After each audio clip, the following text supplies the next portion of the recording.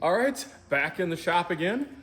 Shop doors open on October 3rd. That's kind of cool. And if you can tell how dirty I am, this is farm fresh, let me tell you. Well, good morning. We are working on a combine. And if you see the welder right there and the helmet, it needs a little bit of stitch work. I'm going to start trying to patch this up. Later today, we got the corn head over there. Later today, we're hoping that we can start trying to get in the fields. You're not picking up women out in the fields, are you? We'll give that a solid pass and a no. I'd be a little scared. We were just joking about we just left a field that was completely dark and we had a few jokes involving axes and yeah, that's how horror movies start. Exactly, for sure. Yeah. Yep.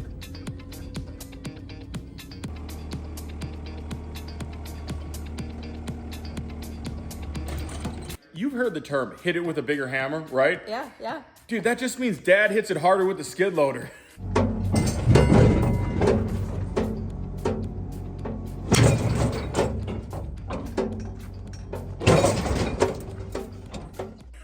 He can do anything with the skid loader. Yep. I think he was getting sick of it.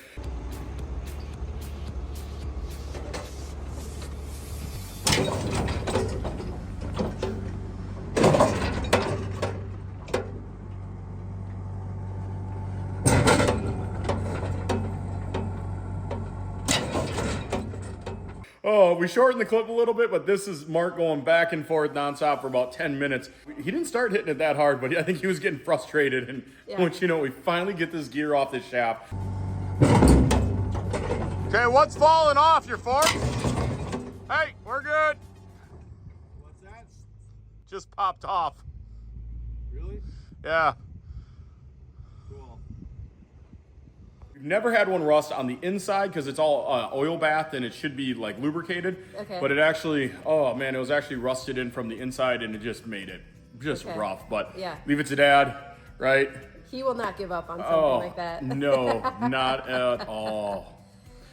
Well, and it is 9:54 p.m. on a Friday night. Thank you, by the way. I don't have to thank me. Thank you. You've been burning the candle at three ends. Yeah, but right that's now. normal this time of the year. Yeah. Dawn was texting me and she's like, "Hey, what do you think? Can we film later tonight?" I'm like, "Absolutely. I just got to get this tractor fired up." I was boosting it. Our first real breakdown. We've been rolling for a solid week. It's been hectic for about a month, but we've been rolling in the fields for a solid week. Yeah. Our first real breakdown, we had an alternator crap out, which isn't the end of the world. I got something back. Yeah. But you texted me and I'm like, okay, I just need this to start so I can take the soybeans that are in the grain cart, put them in the truck so I can roll the tarp because soybeans are super sensitive to moisture and even like a heavy dew will bounce the moisture up. And actually, it's Friday. If you would have seen me a week ago, anytime we get in the fields, anytime you're starting the season, there's the hardest thing is I don't think I'm necessarily old, but I do have a lot of years in doing this, and some people might relate. Sometimes the hard thing is getting all of the bad crap out of your brain.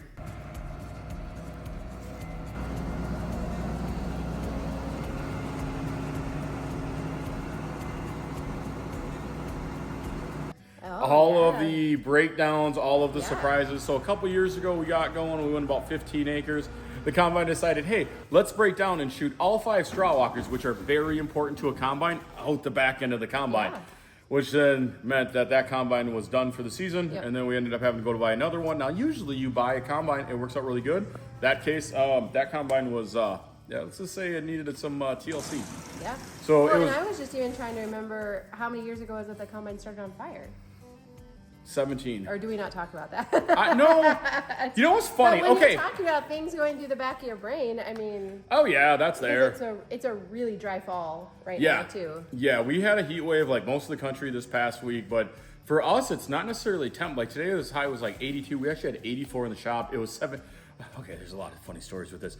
We had the AC furnace die on us. We got to put a new one in the shop, and so I got that quote this week, so I'm like, oh...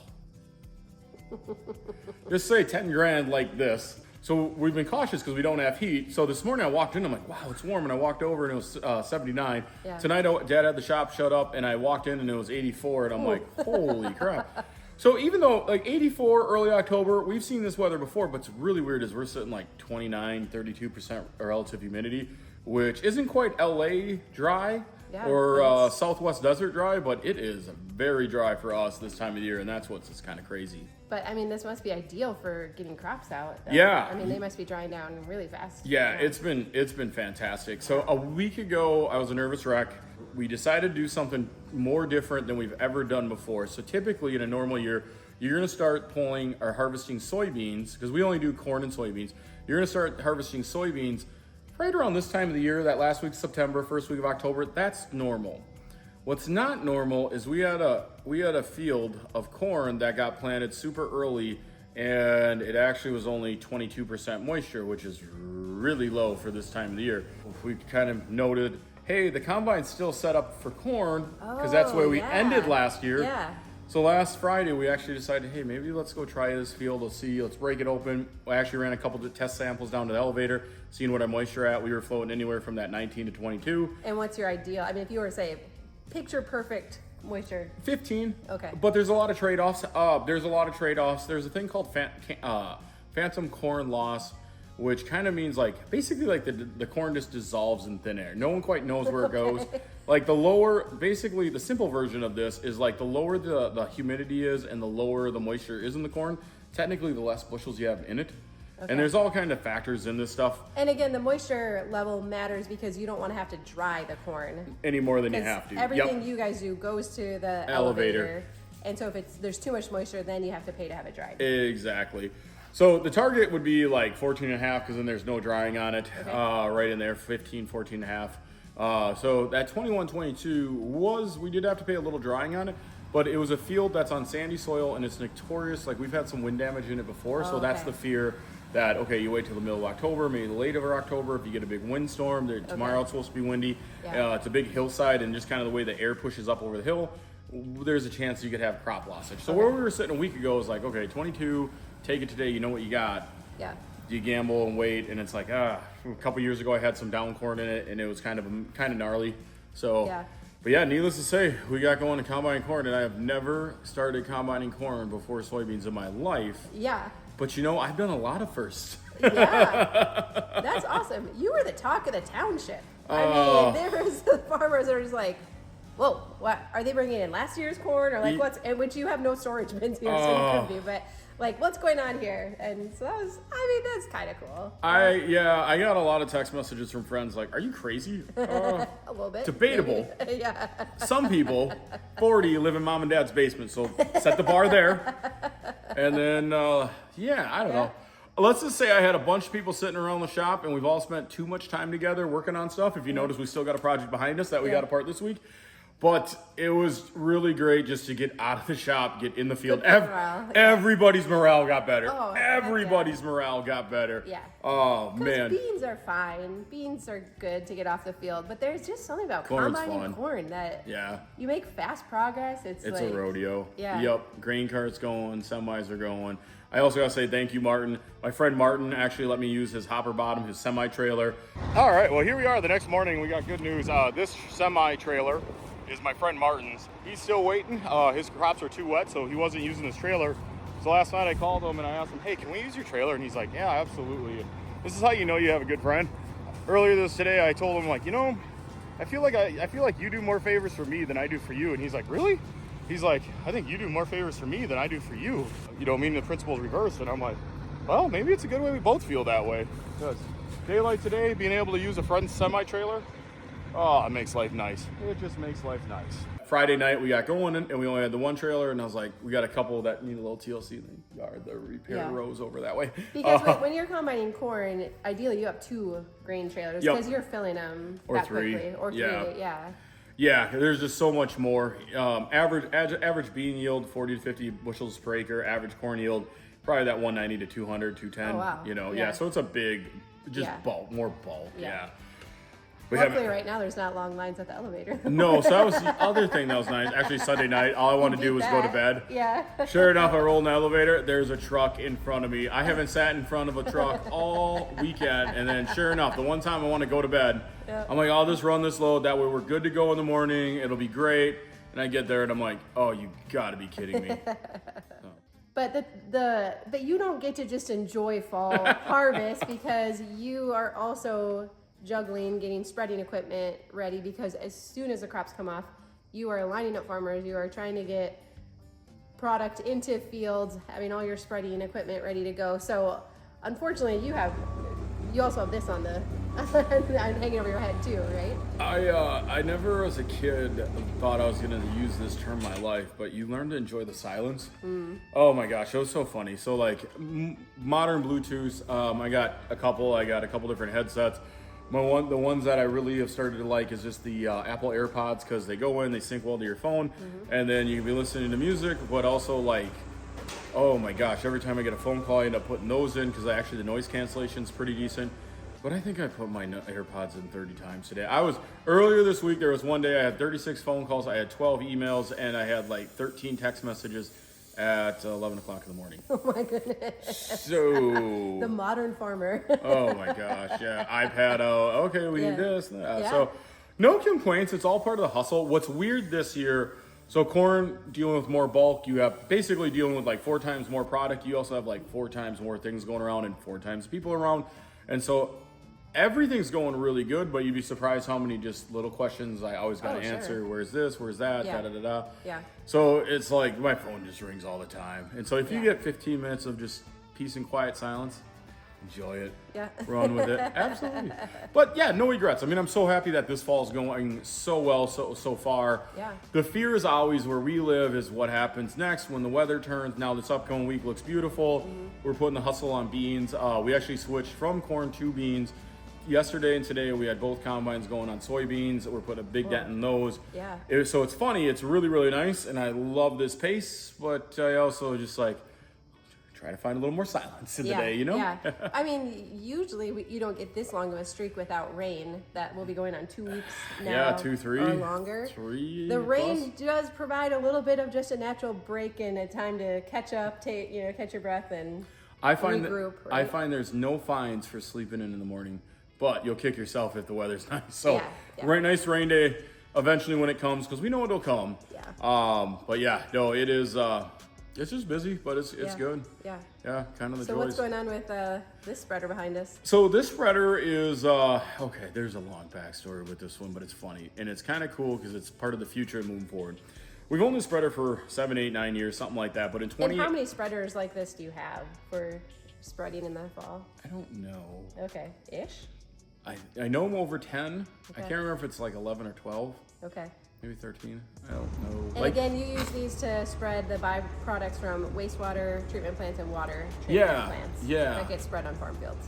The reason I don't know, it's more in depth than that. So I know if I went and looked into insurance, there's, usually the goal is always keep like 8 to 10 of them rolling. There was 2 to 3 that we had that broke in the last handful of years, and they were in depth and we never got them all the way fixed. Yeah. And that was this one. This one, I still remember the day. It had some bent flighting in it, meaning the augers in it were all laid over. It was a cold morning, so it froze up early. I went to break it loose using a torch. I thought I had it. It actually took a chunk of metal, wedged it in harder, and then it sat since 2018. So the neat thing, earlier this summer, we started getting it, started tearing it down, I think it was like early August. Yeah. It's kind of again the on again, off again project. If we had some time, me and Dad would work on it. Well, this last week, so about a month and a half ago, we got the rear gear off.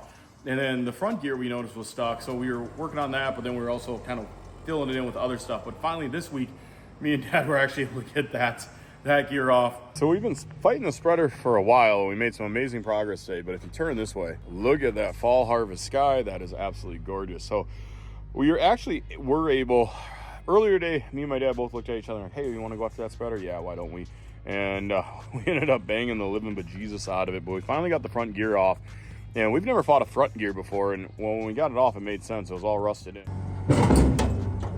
Okay, what's falling off your fork? Hey, we're good. It was definitely a first. We've never had this front gear fight us this bad. And I could even see Dad like, oh, we finally got it, all right. Yeah. So it's pretty cool. So now it's actually in here. Dad's been working on it. So the neat thing is the worst is behind us, because even there's a slide door that you can put up and down to gauge it. That was all tweaked. I mean, I really kind of did a number on it, but it was just kind of life that day. It wasn't anything intentional. But Dad got that out last night.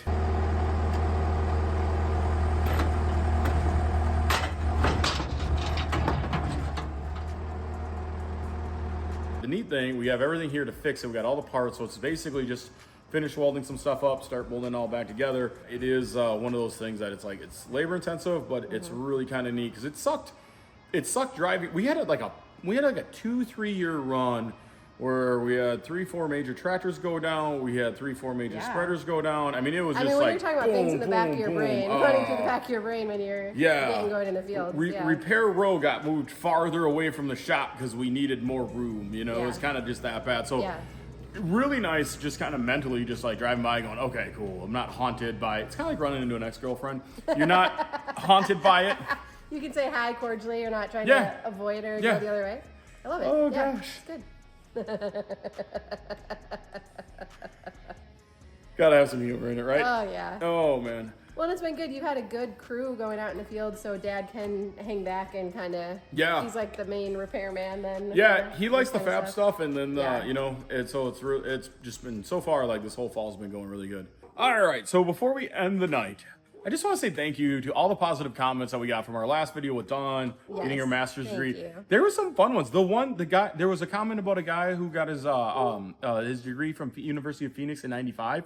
Oh wow, that must have been one of the first. Oh, I was trying to figure out like what did it actually look like? You know, I remember seeing Yahoo. The search engine Yahoo for the first time in 1994 because I was in 4th grade. And a lot of like old HTML script, no pictures. I mean, it was just very crude. But I wonder what online education looked like in '95. I know, right? So crazy. It was cool though. I didn't realize. I mean, like the University of. Go nuts, just Adam. Calm down. Adam's free. You see the dog going nuts? Sorry about that. But it's funny. Adam, because we didn't eat anything all day, we were too busy working. Adam's gonna be rolling in with Taco Bell. Oh, we better wrap this up then. This is important. No, it's just cool. Like the University of Phoenix is for adult learners, so people who work full time and then go back. So the graduation ceremony was for anyone from associate's degrees up to doctorates. It was there was 1,200 people graduating there at the same time, and that was one of 3 ceremonies they were doing there. It was way more powerful being there and just being around like all these people that like set out to do something and they did it. I was like, wow, this is super cool. But they actually said 54% of the graduates there were first generation college graduates, which that's cool. I would fall into that as well. And that was really cool. And like the bulk, 97% were full-time working adults. And there was a ton of like single moms there and stuff, like the women I was standing around talking to. And the one gal's like, oh, it took 4 years to like finish my master's. And like, we're all like, who cares? But you did it. Like, what on earth? And so, yeah, it was more powerful than I thought to get to be there. And then you guys being back home watching and stuff was pretty cool. So, oh, it's so cool. So I walk into the basement and here's, you know, Maggie, Adeline, and Corbin and Mom all around the TV screen, and it just was really cool. So so thank you. No, I do very greatly appreciate it. So go single moms. I was actually amazed also in the comments how many people got their degrees later in life. Yeah. You know, you appreciate it so much more than and you just bring in real life experience. Like I feel like you get so much more out of it. So that was pretty cool too. Like always, leave any fun comments in the comment section. We always see them. We just, like I said, especially this time of the year, our schedules are just so busy. Yeah. No, they're so really we do really appreciate it. Yeah. Yep. All right, go get your Taco Bell, man. You've earned it.